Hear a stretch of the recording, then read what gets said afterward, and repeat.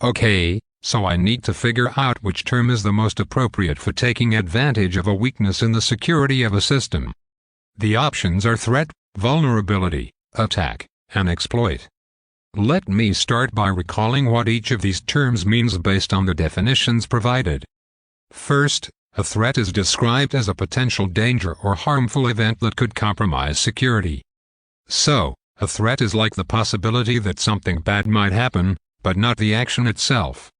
For example, a hacker could be a threat because they have the potential to cause harm. Next, vulnerability is a weakness or flaw in a system that could be exploited. That makes sense. Vulnerabilities are the weak spots that exist in a system, like a software bug or a misconfigured server. It's the thing that can be taken advantage of, but it's not the action of exploiting it. Then there's attack, which is the act of targeting a system to cause harm or gain unauthorized access. So an attack is the actual action taken by someone to compromise the system. It's when the threat becomes active, right? Like launching malware or phishing emails.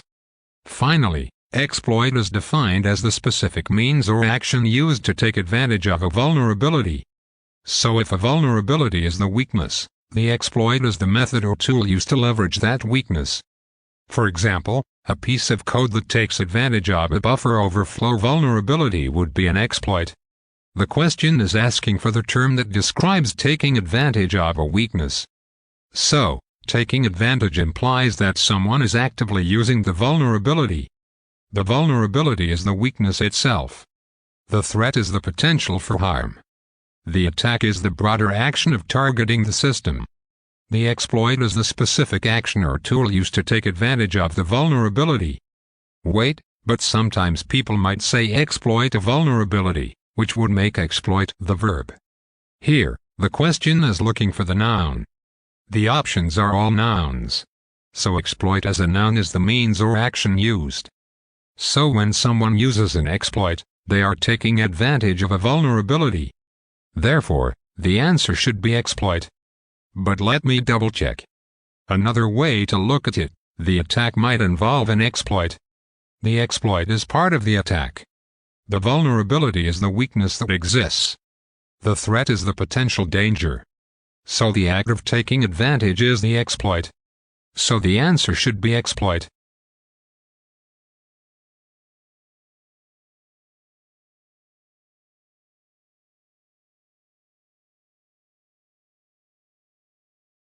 Okay, so I need to figure out which statement about the one-time pad is incorrect.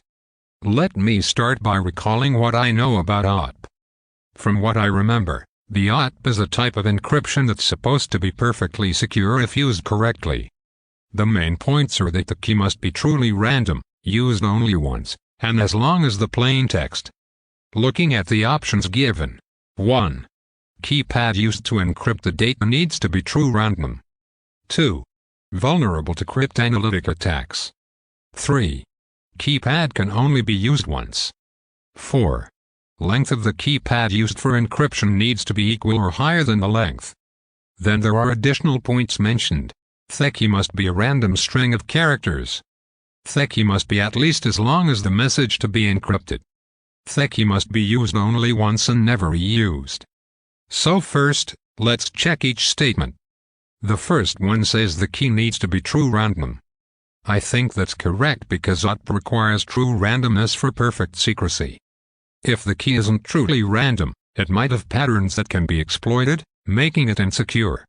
The second option claims it's vulnerable to cryptanalytic attacks.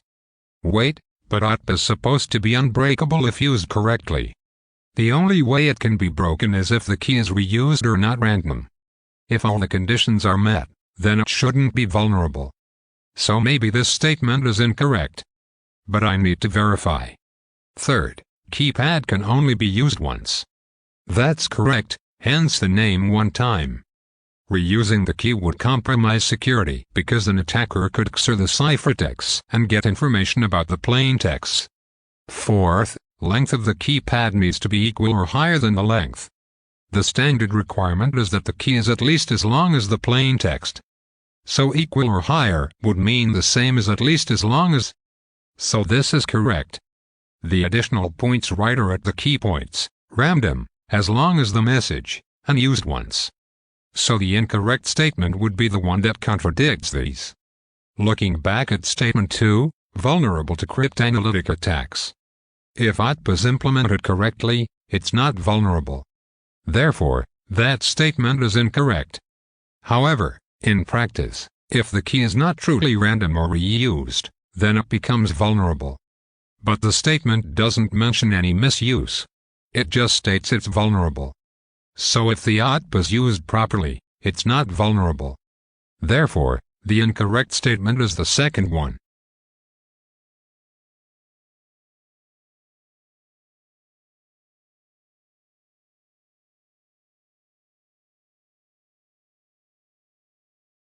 Okay, let's tackle this question.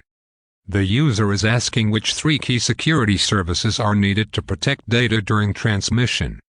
The options are authorization, accounting, confidentiality, integrity, authenticity, and anti-replay protection. First, I need to remember the basic security services related to data transmission. From what I learned, the CIA triad is a fundamental model: confidentiality, integrity, and availability. But here, the context is data transmission, and availability might not be listed. Let's check the options again. The available options are the ones listed above. Confidentiality makes sense because it's about encrypting data so unauthorized parties can't read it. That's definitely important during transmission. So confidentiality is probably one of the correct answers. Integrity is next. Ensuring data isn't altered during transit is crucial. If someone intercepts and changes the data, the receiver should be able to detect that. So integrity is another key service here. Then, authenticity. This refers to verifying the identities of the sender and receiver. Without authenticity, you can't be sure who you're communicating with, which is a big security risk. So authenticity should be the third one. Now, looking at the other options. Authorization is about permissions, determining what an authenticated user can do. While important, it's more about access control once the data is received, not specifically about protecting during transmission. Accounting is tracking user activities, which is more for auditing, not directly protecting data in transit. Anti-replay protection is a specific mechanism to prevent attackers from resending intercepted packets, but it's a subset of integrity or a separate mechanism. Not sure if it's considered a key service here. The question mentions 3 key services, and the provided explanations list confidentiality, integrity, and authenticity as the answers. Anti-replay might be part of integrity or a separate layer, but maybe not one of the top 3. So the answer should be confidentiality, integrity, and authenticity.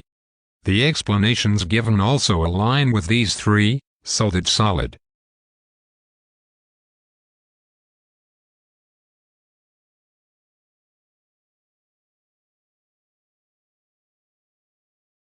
Okay, so I need to figure out the size of the key space for an encryption algorithm that uses a 22-bit key.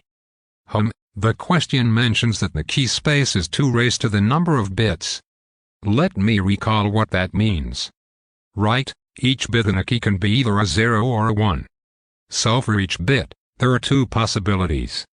If you have multiple bits, the total number of combinations is 2 multiplied by itself for each bit. So for n bits, it's 2n.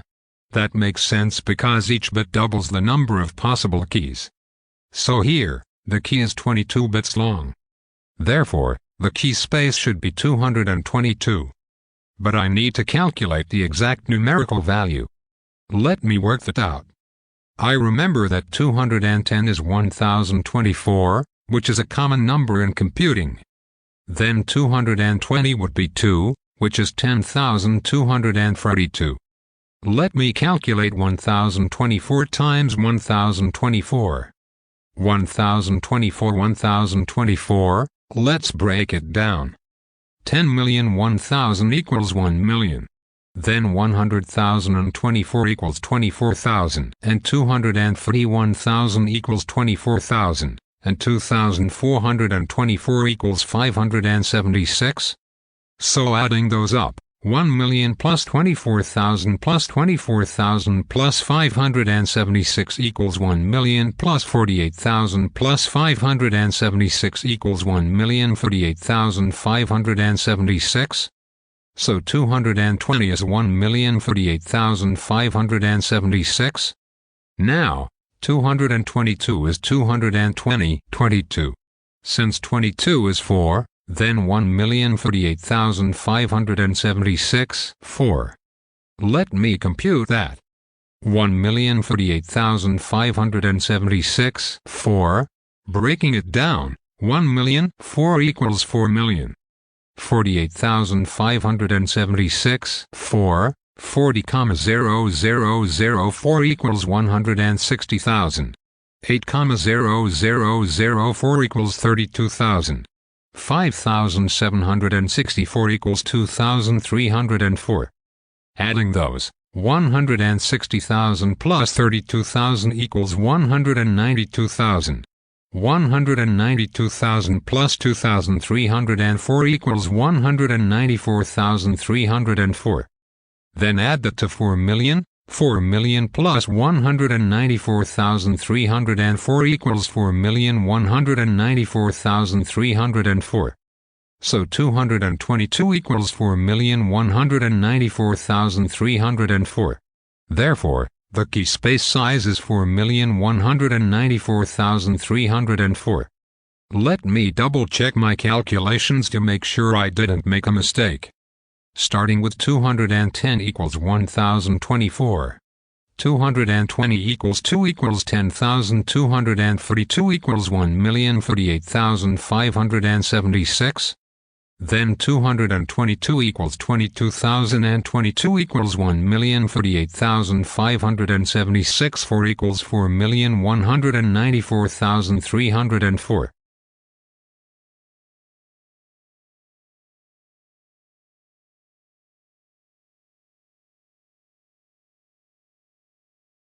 Okay, so I need to figure out the size of the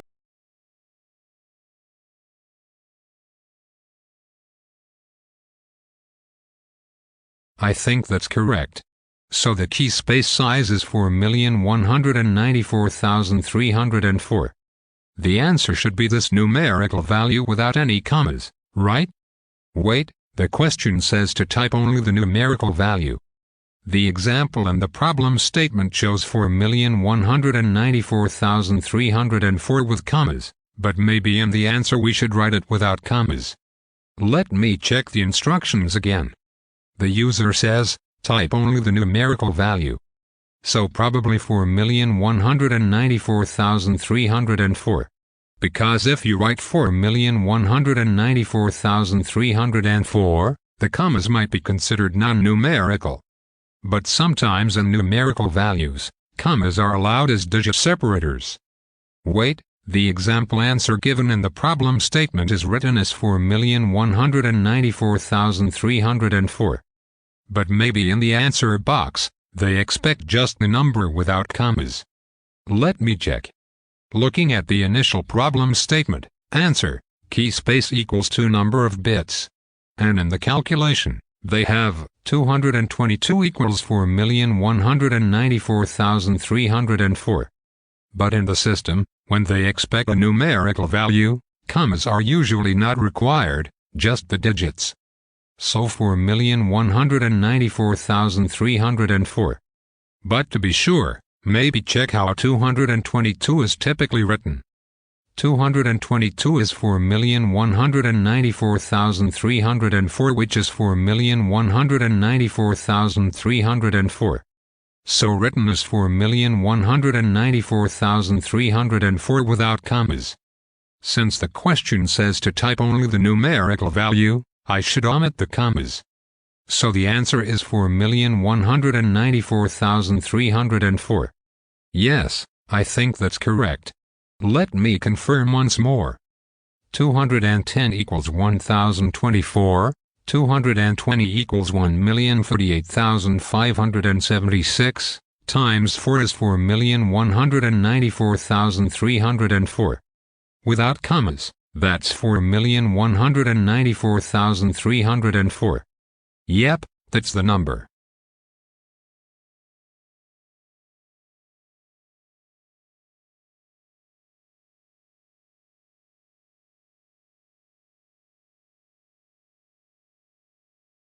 Okay, let's see.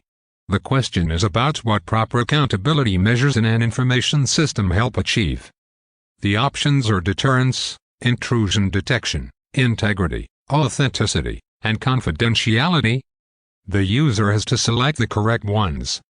First, I need to recall what accountability measures mean. Accountability in information systems usually refers to tracking user actions so that they can be held responsible for their activities. This typically involves logging, auditing, and monitoring. So, how do these relate to the given options?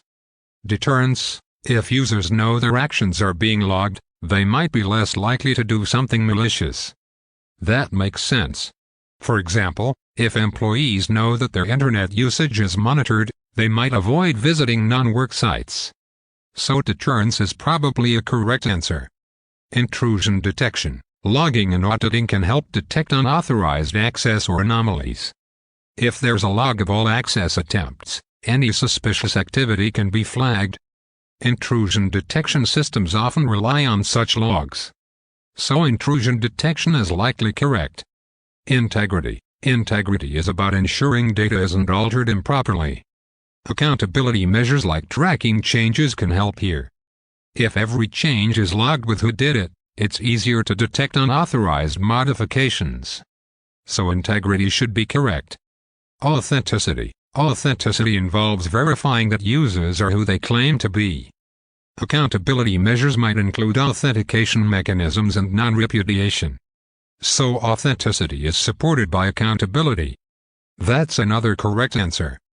Confidentiality: this is about keeping data private. Confidentiality is usually achieved through encryption, access controls, etc. Accountability tracks actions but doesn't directly prevent unauthorized access. For example, logs show who accessed data, but don't stop the access. So confidentiality isn't directly supported by accountability. Hence, this one is incorrect. Wait, but maybe there's a connection? If you log access to confidential data, does that help confidentiality? Logging helps in detecting breaches but doesn't prevent them. So the answer says confidentiality isn't directly supported, which makes sense. So the correct answers are deterrence, intrusion detection, integrity, and authenticity.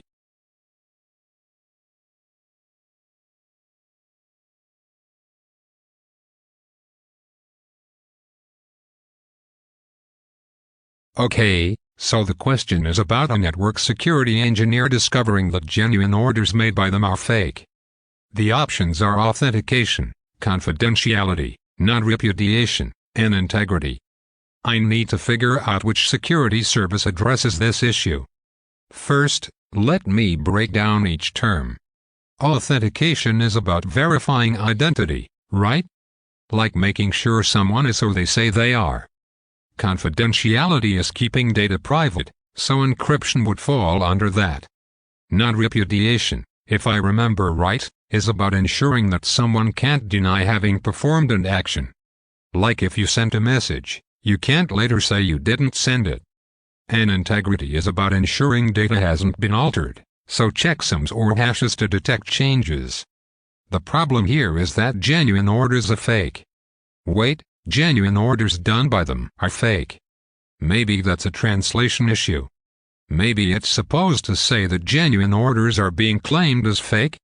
Or perhaps the engineer found that real orders are actually fake, meaning someone is spoofing legitimate orders. The explanation given mentions preventing users from falsely claiming they didn't place an order.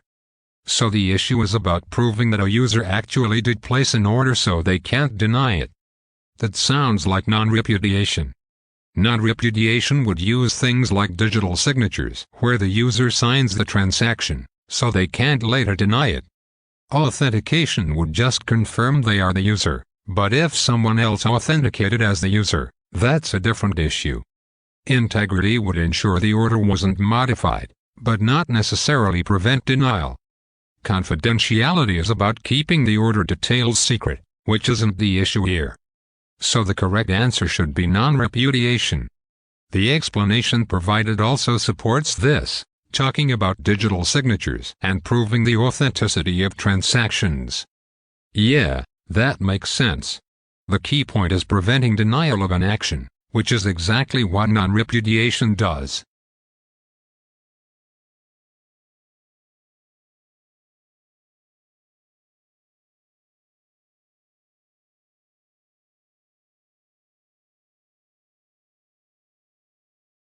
Okay, so I need to figure out which of the listed options are not features available in mobile device management solutions designed for BOD or COPE, corporate-owned, personally enabled security. The question gives several options, and I have to select the correct ones. First, I should recall what MDM solutions typically do. MDM is used to manage and secure mobile devices within an organization.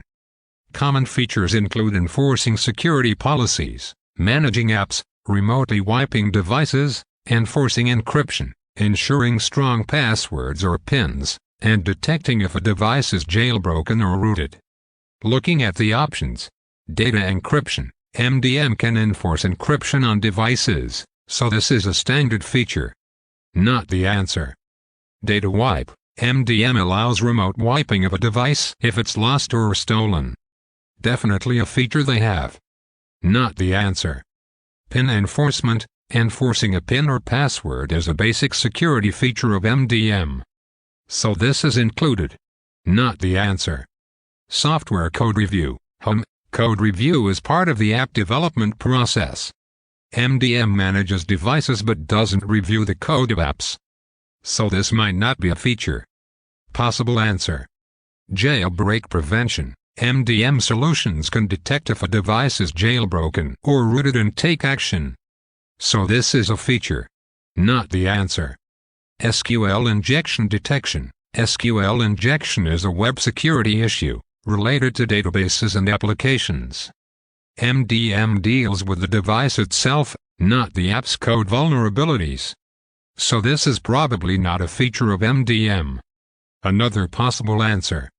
The user-provided answer mentions software code review and SQL injection detection as the correct options. Let me verify that. Yes, MDM doesn't do code reviews. That's more for application security during development. SQL injection detection is handled by other security tools like web application firewalls or secure coding practices, not MDM. So those two are not features of MDM. The other options are all standard MDM features. So the correct answers should be software code review and SQL injection detection.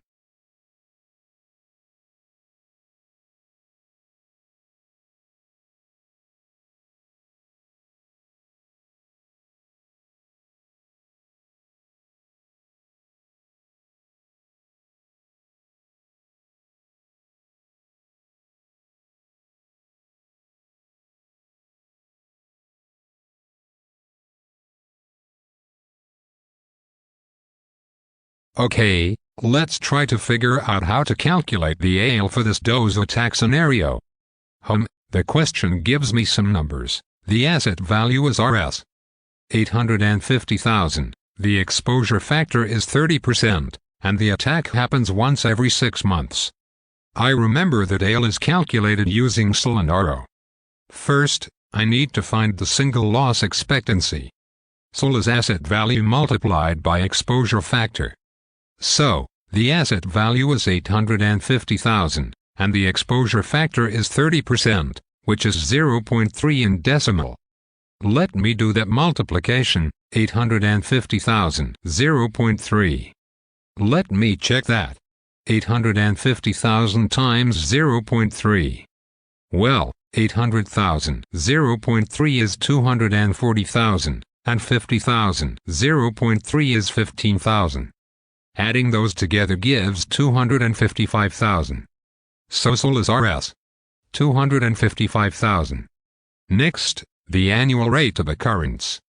The attack happens once every 6 months. Since a year has 12 months, how many times does this happen in a year? If it's every 6 months, then twice a year.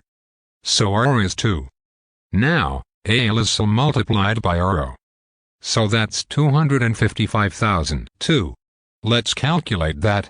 255,000 times 2 is 510,000. So the AL should be RS. 510,000. Wait, let me double check. Asset value is correct, 850K. 30% exposure factor means each attack causes 30% of that value as loss. So each attack costs 255K, and since it happens twice a year, total annual loss is 510K. Yeah, that seems right. I don't think I missed anything here. The steps make sense.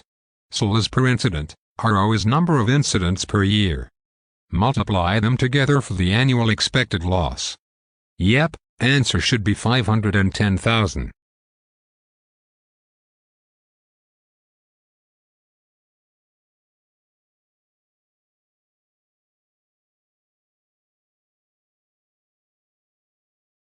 Okay, let's see. I need to decrypt the message JRRGWRD using a Caesar cipher with a key of 3.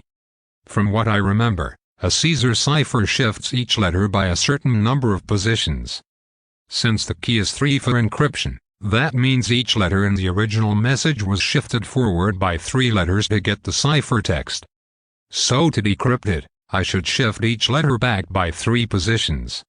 First, I'll break down the ciphertext into individual letters. The message is JRRGWRD. Let's split it into words, JRRGWRD. Each word corresponds to a part of the plaintext. Now, I'll take each letter one by one and subtract 3 from their alphabetical positions. Starting with the first letter, JJ is the 10th letter. Subtracting 3 gives 7, which is G, so J becomes G. Next is R. R is the 18th letter. 18 minus 3 is 15, which is O. The next 2 letters are also R and G. So the second R is also O, and G is the 7th letter. 7 minus 3 equals 4, which is D, so the first word JRRG becomes GOOD, which is good. The next word is WR. W is the 23rd letter. 23 minus 3 equals 20, which is T, then R again, which we already know becomes O, so WR becomes TO, 2. The last word is D. K is the 11th letter. 11 minus 3 equals 8, which is HD is the 4th letter. 4 minus 3 equals 1, which is AY is the 25th letter. 25 minus 3 equals 22, which is VH is the 8th letter. 8 minus 3 equals 5, which is E, so D becomes H of E, have. Putting it all together, good to have. Let me double check each letter to make sure I didn't make any mistakes. JG, row, GD, WT, row, KH, da, if, he. Yep, that looks right. So the decrypted message is indeed good to have.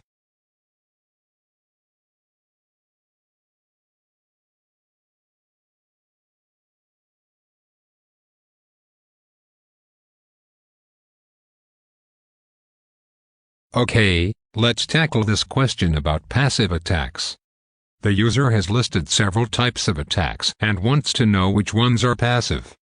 The options are denial of service, replay, masquerade, traffic analysis, and release of sensitive message contents. First, I need to remember the definitions. Passive attacks are about eavesdropping or monitoring without altering the system or data. They just collect information.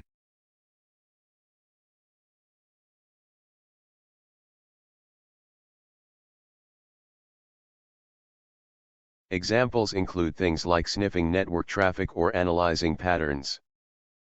The key point is that the attacker doesn't interact with the system, they just observe. Active attacks, on the other hand, involve some modification or disruption. Things like denial of service, where they overwhelm a system, replay attacks where they capture and resend data to mimic legitimate transactions. Or masquerade where someone pretends to be another user. These all require the attacker to interact with the system or alter data flow. So looking at the options. Denial of service, that's definitely active because it's about disrupting service. Replay active since they capture data and resend it, which affects the system. Masquerade active as its impersonation, which involves interacting as someone else. Traffic analysis, even if data is encrypted, this is passive. Even though the data is encrypted, just analyzing traffic patterns without touching the data itself is eavesdropping. Release of sensitive message contents, if this is just intercepting and reading the contents without encryption, that's passive. But wait, if the data is encrypted and they can't read it, then maybe traffic analysis is separate. Wait, the question specifies if the data is encrypted for traffic analysis. So in that case, traffic analysis is still passive because you're not decrypting, just analyzing metadata. The release of message contents would be if the attacker actually gets the contents, which if the data isn't encrypted, then it's passive. But if the data is encrypted and they can't read it, then maybe that's not possible. Maybe release of sensitive message contents is considered passive if they intercept and obtain the contents without altering anything. For example, if the data is unencrypted, then eavesdropping would capture the contents, which is a passive attack. But if it's encrypted, then maybe that's not possible unless they can decrypt it, which would be a different attack. Wait, the question lists release of sensitive message contents as a separate option. So regardless of encryption, if the attacker manages to get the contents, that's a passive attack because they're just accessing the information without modifying anything. But if the data is encrypted, then getting the contents would require decryption, which might be an active attack. Or is it still passive if they just capture the encrypted data but can't read it? I'm a bit confused here. The definition says passive attacks focus on eavesdropping. So even if the data is encrypted, capturing it is passive. But release of sensitive message contents would be if they actually get the plain text. Maybe that's considered a passive attack if the data wasn't encrypted. But if the data is encrypted and they can't read it, then traffic analysis is still passive. Wait, the options specify traffic analysis, if the data is encrypted as a separate option. So in that case, even with encryption, traffic analysis is passive. And release of sensitive message contents would be passive if the data is not encrypted, but if the data is encrypted, then maybe that's not feasible unless they crack it. Which might be an offline attack, but still considered passive because they're not interacting with the system. The options are separate. So traffic analysis, if the data is encrypted is one option, and release of sensitive message contents is another. So regardless of encryption, releasing message contents would be a passive attack if they just intercept it. For example, if someone sends a message in plain text, and the attacker copies it, that's passive. If the message is encrypted, then unless the attacker can decrypt it, they can't release the contents. But the option doesn't specify whether the data is encrypted. So maybe release of sensitive message contents is a type of passive attack when the data is not protected. So in that case, that would be a passive attack. So based on the given options, the passive attacks are traffic analysis, release of sensitive message contents. But the user's note says that passive attacks are about eavesdropping or monitoring. So both traffic analysis and releasing message contents are passive. The other three are active. So the answer should be traffic analysis and release of sensitive message contents.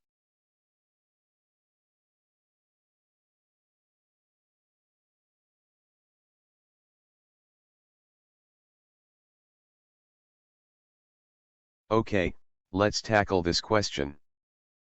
The user is asking to select the incorrect statement regarding passive attacks.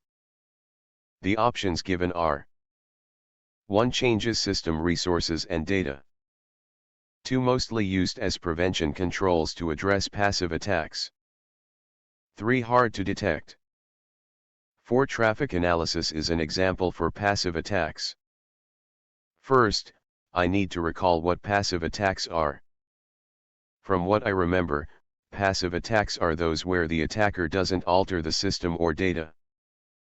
Instead, they just monitor or eavesdrop to gather information without any interference. Examples include eavesdropping or traffic analysis, where the attacker observes communications. Since they don't make changes, these attacks are typically hard to detect because there's no alteration of data that could trigger security measures. Now looking at the options. Option 1, changes system resources and data. If passive attacks don't alter anything, this should be incorrect. Active attacks, like malware or ransomware, would change resources or data. So this statement is wrong for passive attacks. Option 2, mostly used as prevention controls to address passive attacks.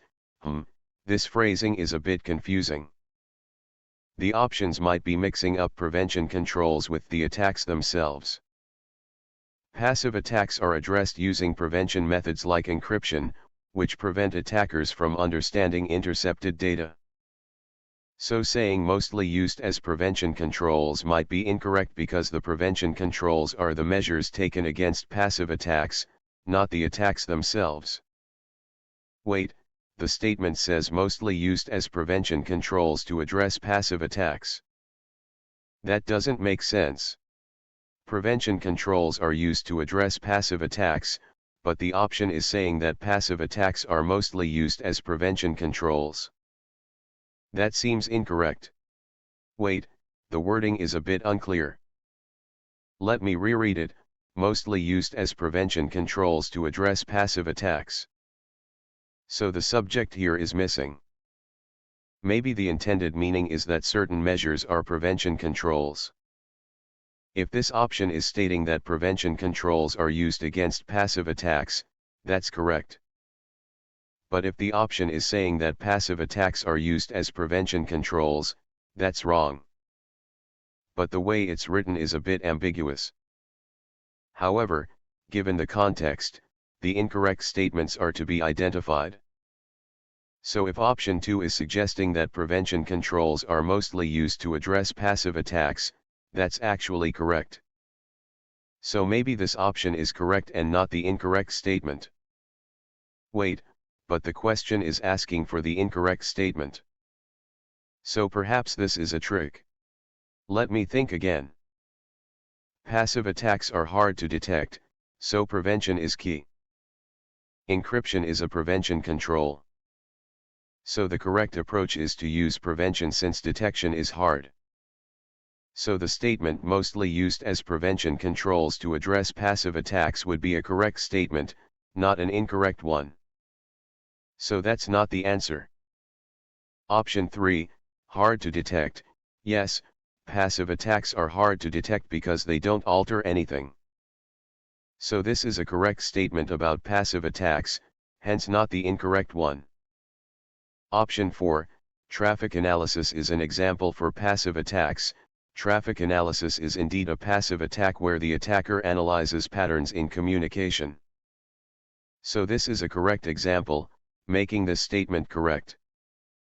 Therefore, the incorrect statement is option 1, changes system resources and data because passive attacks don't alter anything, they just observe. The final answer should be option 1.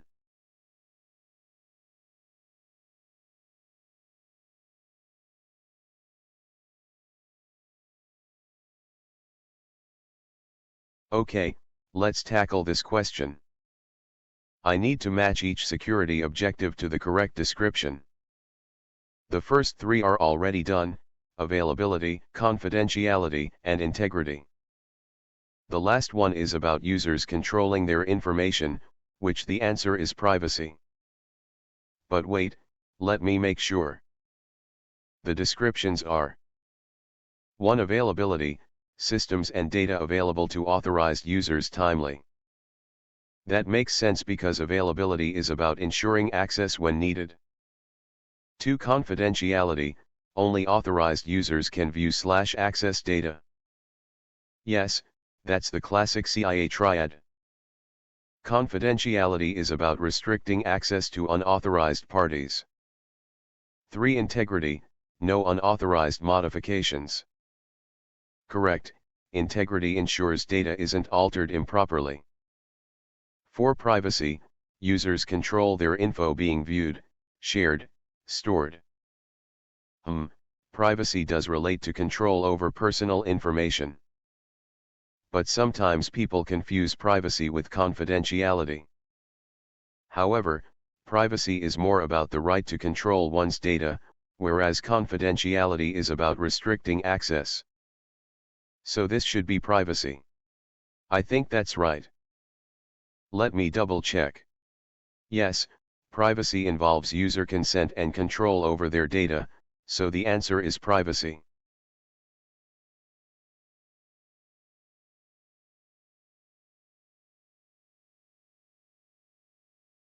Okay, so I need to verify if the given block cipher modes match their descriptions correctly.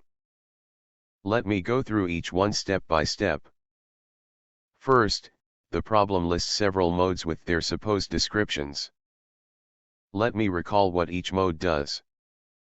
Starting with ECB mode, I remember that ECB stands for Electronic Code Book. The main issue with ECB is that identical plain text blocks are encrypted into identical cipher text blocks. That's why it's not secure for large data, especially if there are patterns. The first description says used to encrypt a short amount of data, ECB. That makes sense because ECB is simple but insecure for large data, so may be okay for short data where patterns aren't an issue. Also, the last point mentions ECB produces the same ciphertext for identical plain text blocks, which is correct as a weakness. Next, CBC mode, cipher block chaining. CBC uses AND for and XORs the previous ciphertext block with the current plain text before encryption. This chaining means each block depends on the previous one, so patterns in the plain text are hidden. The description says used to encrypt a large amount of data with patterns, CBC. That seems right because CBC is better for larger data since it avoids the ECB pattern problem. Then, more secure modes, GCM or CFB. GCM is Galois/counter mode, which provides authenticated encryption, making it more secure. CFB is cipher feedback, which turns the block cipher into a stream cipher. But is CFB considered more secure?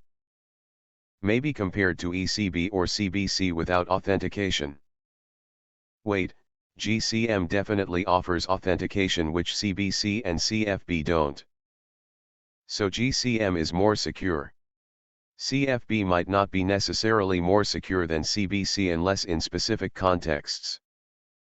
Maybe the answer here is correct, grouping GCM and CFB as more secure. But I need to check. CFB does have some error propagation but doesn't provide authentication. So perhaps the answer is a bit off here, but the user's provided answer says GCM or CFB are more secure. Maybe the question is considering that both GCM and CFB are modes that are more secure than ECB and CBC. Or maybe GCM is more secure because of authentication, and CFB is considered more secure than ECB. Not sure, but the given answer says that, so maybe that's acceptable. Next, counter mode, allows parallel encryption and decryption because each block's counter can be processed independently. The description says both parallel encryption and decryption of blocks are possible, CTR mode. That's correct. CTR generates the key stream blocks independently, so encryption/decryption can be done in parallel. So reviewing the points. ECB for short data, correct, because ECB's weaknesses are less problematic with small data. CB for large data with patterns, correct, as CBC's chaining obscures patterns. More secure, GCM or CFB. GCM is more secure due to authentication, but CFB may be compared to ECB or CBC without authentication. Maybe the question is considering that CFB is a stream cipher mode, which might be more secure in certain scenarios. But I'm not entirely sure. However, the given answer includes CFB here, so perhaps that's what the question expects. C tier for parallel processing, correct. ECB's weakness of same ciphertext for same plain text, correct. So all the provided answers seem to align with the standard characteristics of each block cipher mode. The only point I'm a bit uncertain about is CFB being labeled as more secure, but maybe in the context of the question, they consider it more secure than ECB or CBC. Since CFB is a stream-oriented mode and can hide patterns better than ECB, perhaps that's the reasoning here. GCM is definitely more secure because it includes authentication, so combining those two under more secure might be acceptable. Therefore, the answer provided in the question is correct as per standard descriptions.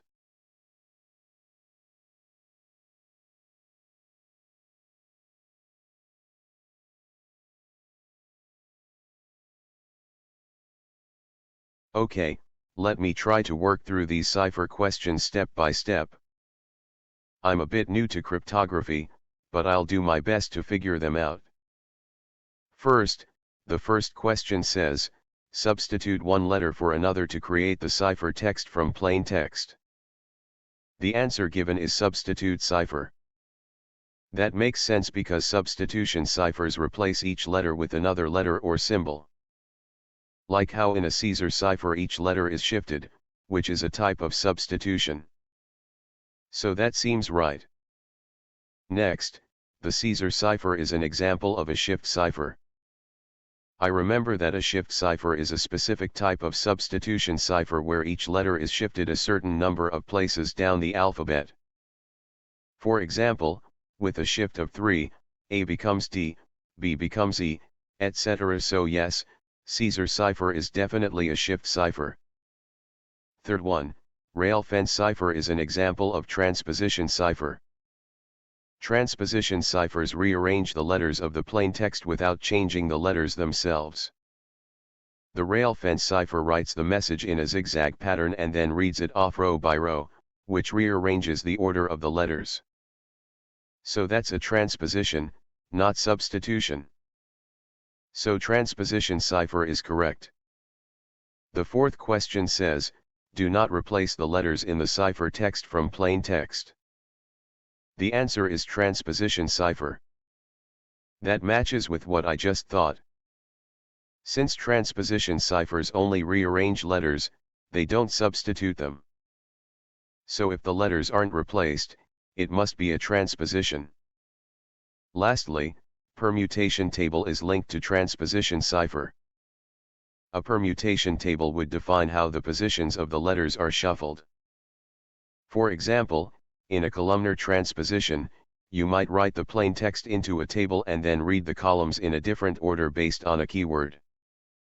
So the permutation table is part of the transposition process. So that fits. Wait, let me double check each to make sure I didn't mix substitution and transposition. Substitution changes the letters, transposition changes their order. So rail fence and the one where letters aren't replaced are transposition. The Caesar is a shift, permutation table is transposition. Yeah, all the answers look correct. I don't see any mistakes here. All the connections between the descriptions and cipher types make sense based on what I know.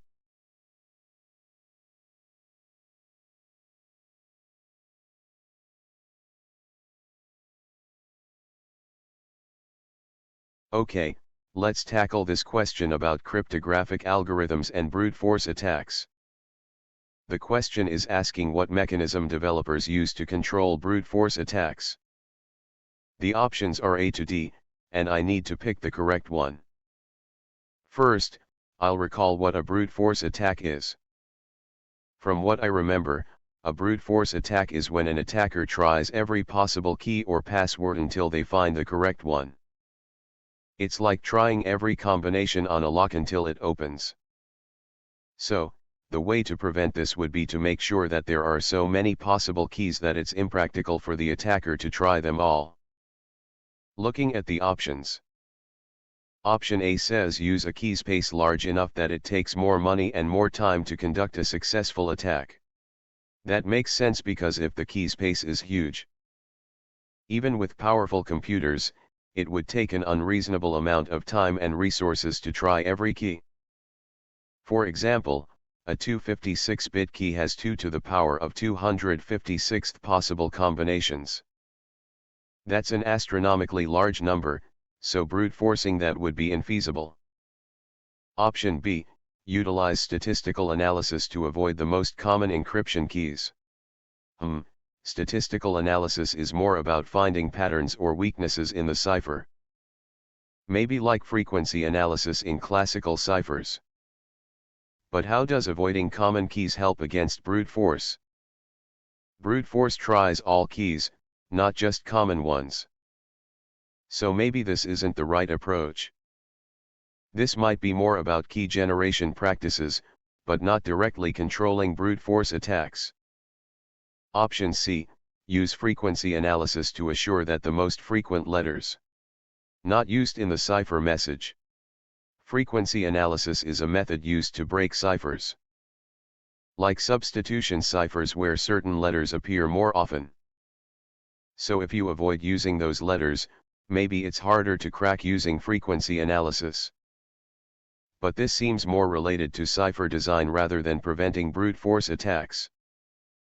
Brute force isn't about analyzing the cipher text's letter frequencies, it's about trying all keys.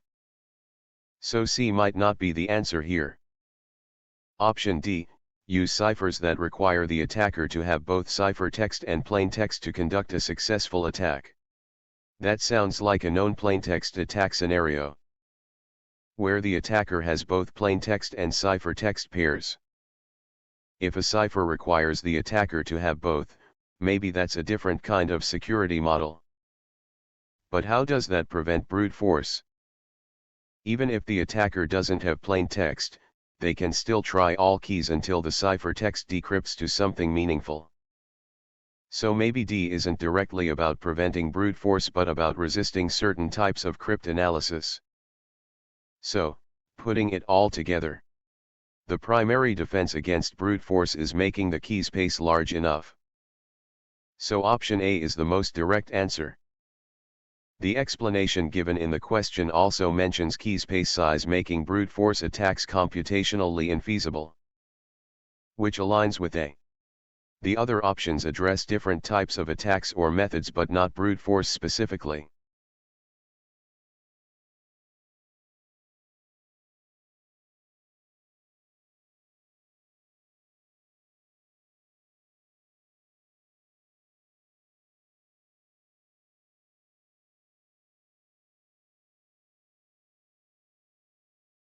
Okay, let's tackle this question about penetration testing.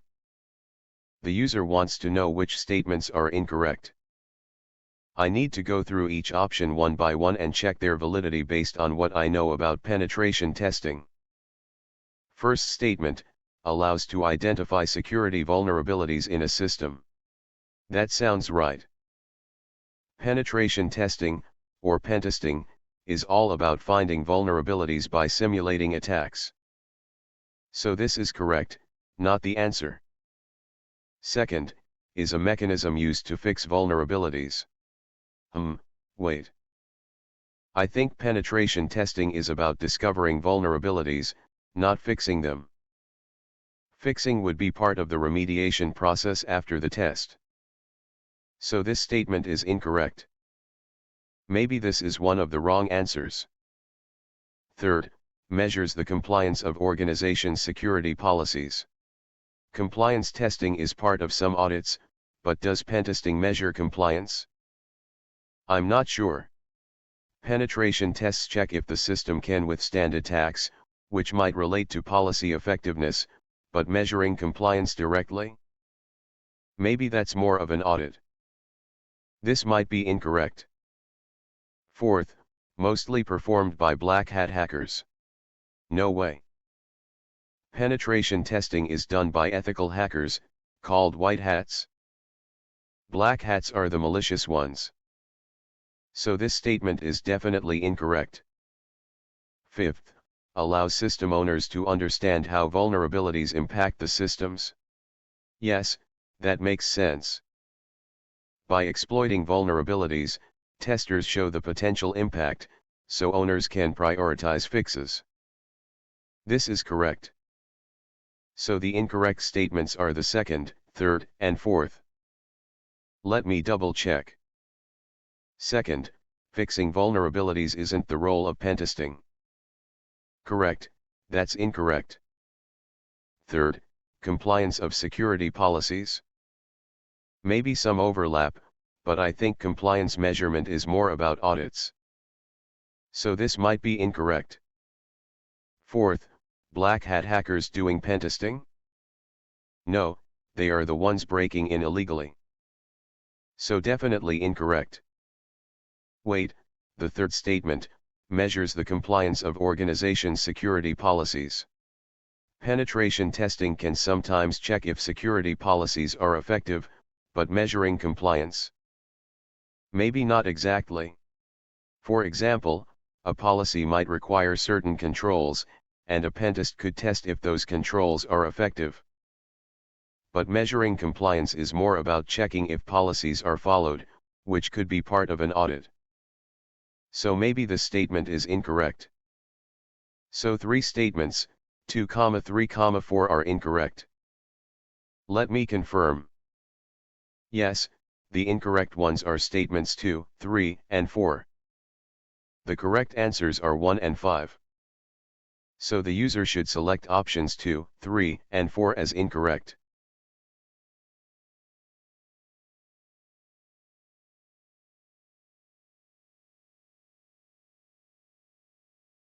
Okay, let me try to work through this.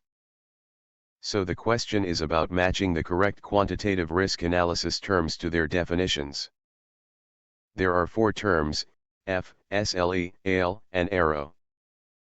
Each has a specific definition provided. First, I'll list out each term and the definition given to see if I can remember or figure out which matches which. 1. Impact of a risk over the asset or percentage of asset loss. This sounds like exposure factor. F is usually expressed as a percentage that represents how much of an asset would be lost if a risk occurs. For example, if a fire destroys 50% of a building, the F would be 50%. 2. Amount that would be lost if the threat was realized once, that should be single loss expectancy.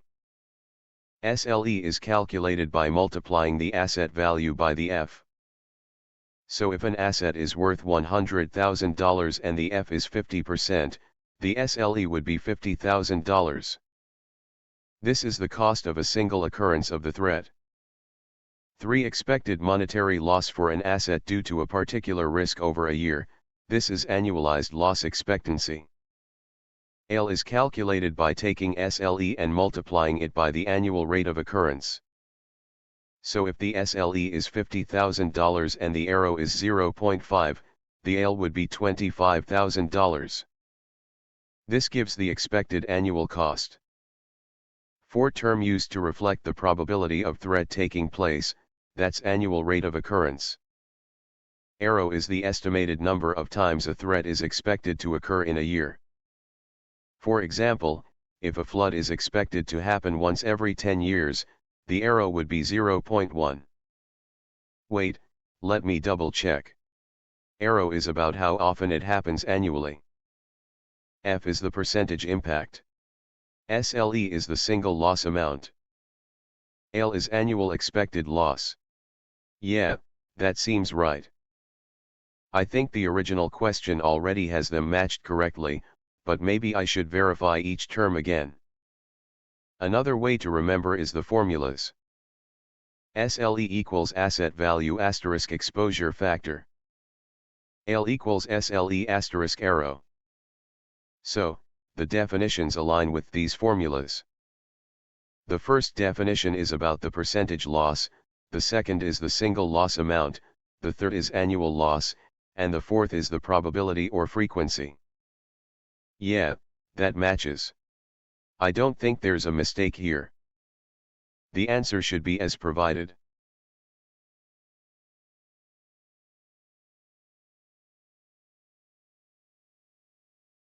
Now, calculating 2 to the power of 18th.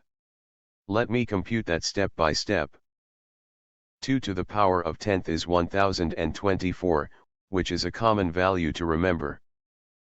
Then 2 to the power of 18th is 2 caret equals 2 to the power of 10th asterisk 2 to the power of 8th.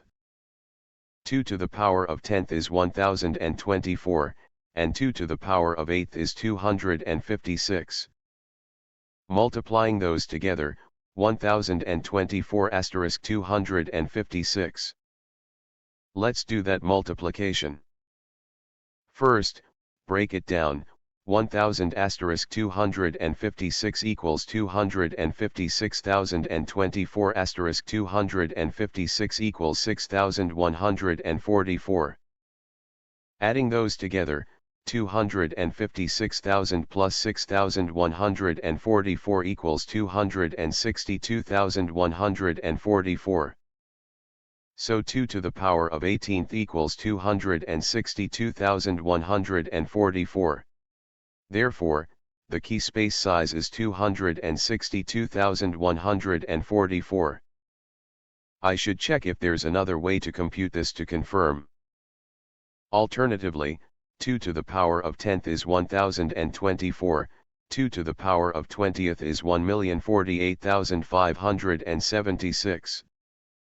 So 2 to the power of 18th is 2 to the power of 20th divided by 2 squared, which is 1,048,576/4 equals 262,144. Yep, same result. That confirms it. So the key space is indeed 262,144 possible keys.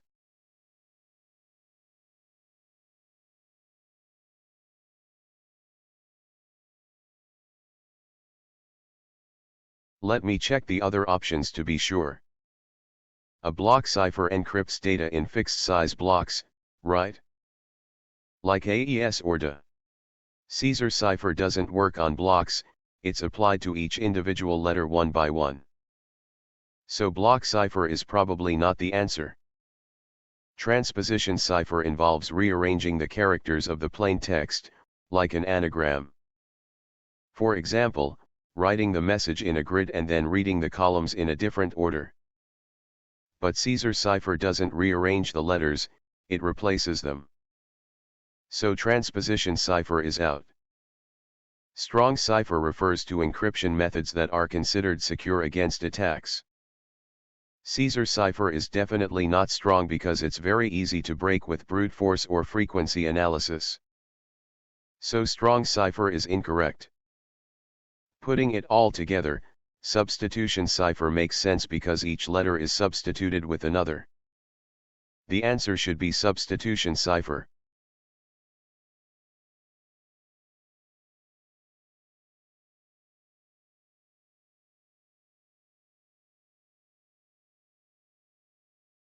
Technical, administrative, or physical. Let me start by recalling what each category means. First, technical controls are usually related to technology like software, encryption, firewalls, authentication systems. Administrative controls are more about policies, procedures, and guidelines that govern how security is managed. Physical controls are tangible measures to protect assets, like locks, security guards, CCTV. Now, looking at the list. One authentication function of the operating system, that's part of the OS's security features, probably technical. Because authentication involves verifying user credentials through software mechanisms. 2. Business continuity plan. That sounds like a plan an organization makes to ensure they can continue operations after a disruption. Plans and policies are typically administrative controls. 3. Data loss prevention software. This is a type of software that monitors and protects data. So, technical control. 4. Security guard, a person physically present, so definitely physical control. 5. Keeping the entrance under lock and key. Locks are physical barriers, so physical control. 6. Acceptable user policy. Policies are administrative controls.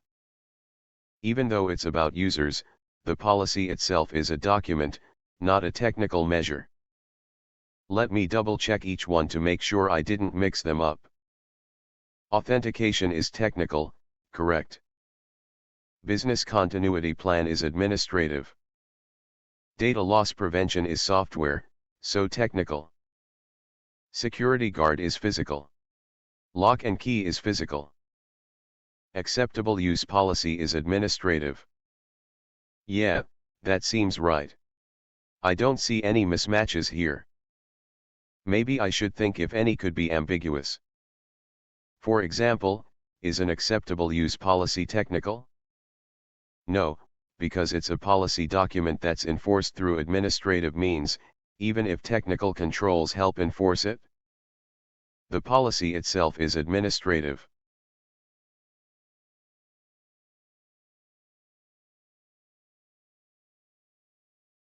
Thanks for watching.